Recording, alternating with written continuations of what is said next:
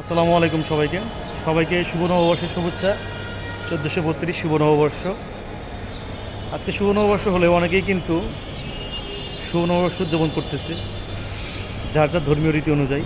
কিন্তু আমরা আইনজীবী হওয়ার পরে কিংবা অধিকাংশ আইনজীবী তারা কিন্তু কর্মের মধ্যেই আছে। অর্থাৎ আজকে কিন্তু আমার দিনটা শুরু হয়েছে কর্মের মধ্যে দিয়েই। অর্থাৎ আজকে কিন্তু আউটড্রেস পরেই কোর্টে চলে আসছি।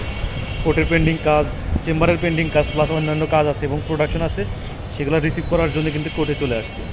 অর্থাৎ বছরের প্রথম দিন কিন্তু কর্মের মধ্যে দিয়েই শুরু হয়েছে আলহামদুলিল্লাহ।